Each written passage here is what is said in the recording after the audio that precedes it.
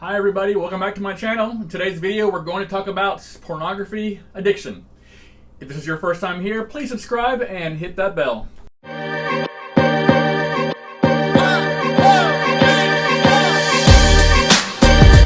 So do you know the signs and symptoms of pornography addiction? If you'd like to know more, I'm the comfortable counselor. Stay with me for a few minutes, relax, put your feet up, let's do this. Porn addiction isn't an official diagnosis recognized by the American Psychiatric Association. One study done in 2015 concluded that internet pornography shares basic mechanisms with substance addiction. Now, just as a sidebar, compulsion versus addiction, compulsions are repetitive behaviors with no rational motivation and are often engaged to kind of reduce anxiety, whereas addictions are involved in the ability to stop the behavior despite the negative consequences. For more information about the addictive cycle or addictions in general, please see my other videos in regards to addictions. Now, how does this start? Really, like it starts with most addictions. It may start during a period where you are bored, lonely, anxious, depressed. It is just very similar to any kind of repetitive addictive behavior. Starts because something is in our life where we're feeling kind of out of balance. We self-medicate and we reach for the thing that triggers us the most.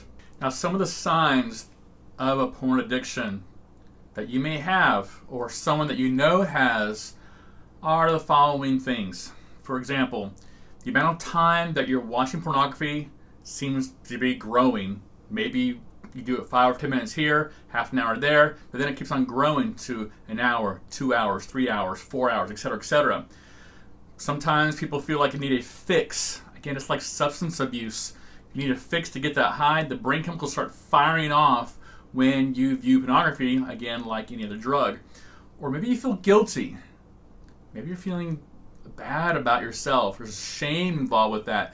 That you are, after watching pornography, you start to feel like really kind of bad about yourself. Maybe you're spending hours and hours watching pornography and you're neglecting responsibilities. Neglecting things like sleep.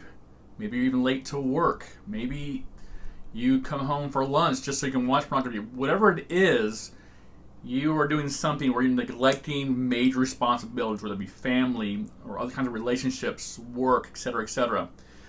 Maybe you're insisting that your romantic partner engage in some of the things that you've seen while watching pornography. But here's the thing. It's one thing, it's consensual. But when you're forcing your partner to do this and they are kind of doing it reluctantly or unwillingly, there may be an issue, okay? Maybe you can't even enjoy having sex or having sexual intimacy time without first viewing pornography. That's another sign. And then another sign may be that you tried.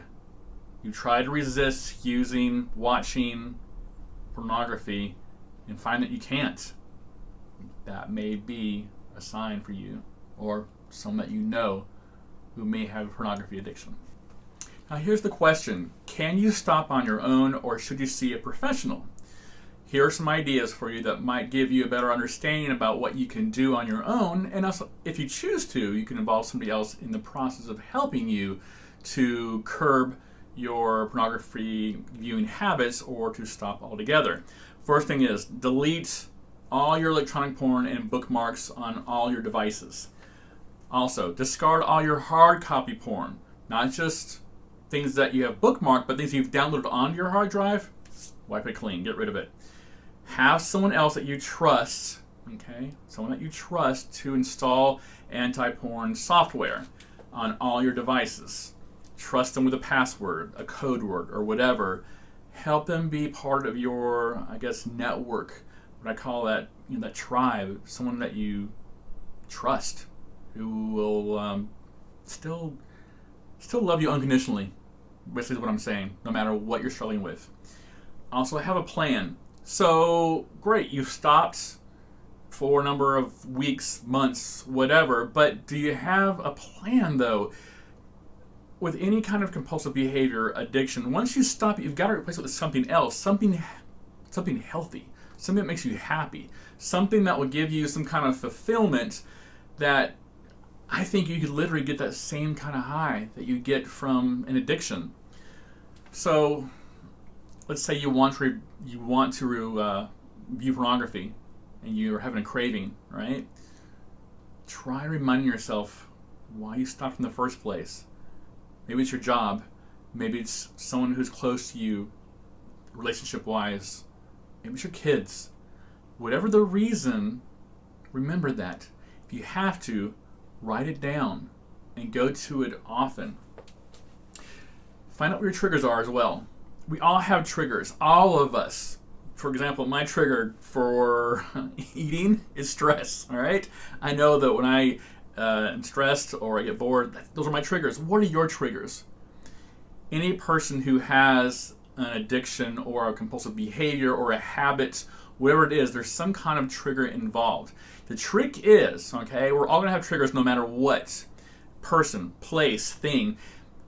The thing we can do, though, I call it the big T or the little t, right? The big T or the big triggers. We can actually make these triggers actually small triggers by the amount of strength that we have within ourselves, our encouragement that we have within ourselves to help us to not get so bogged down, because there are always going to be the triggers, like I said, but you can do things in your life to make those triggers not so big.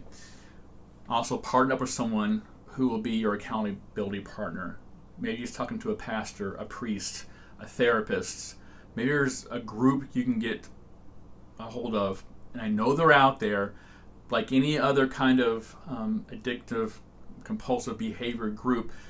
They're out there, and you can go to them for help. You don't have to do this alone. This is, if I can't stress anything else more than this, you don't have to do this alone. Nobody has to be alone, but you have to be willing to be a little vulnerable and reach out to somebody.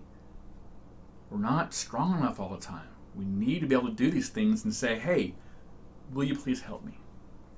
Last thing is keep a journal. Write down your victories, but also write down your setbacks as well.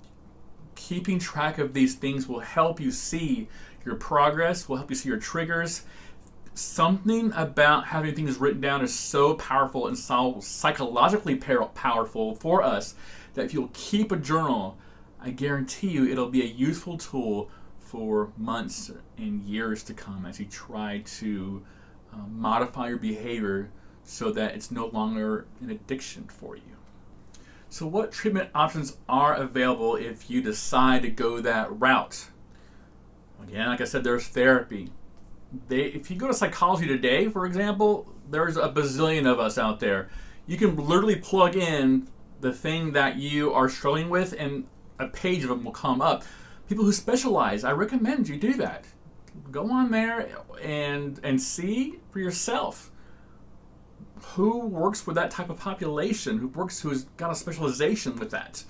Also, like I said, there are support groups that they will take you in without judgment, without any kind of looking at you strangely, because guess what? I know there's shame involved with that, but you can have a support group and a sponsor, and I know it sounds kind of like, oh, that's not me. Well, maybe it is you.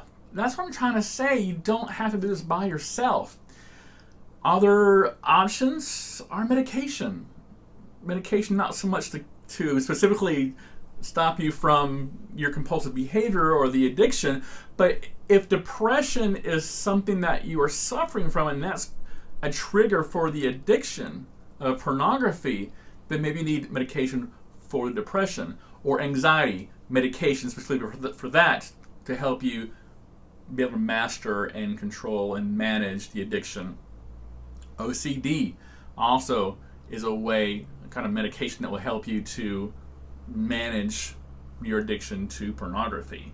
So keep those in mind, that medication is an option if it will help, if that will take care of the primary problem, right? So that you can manage the other issues in your life, such as the pornography addiction.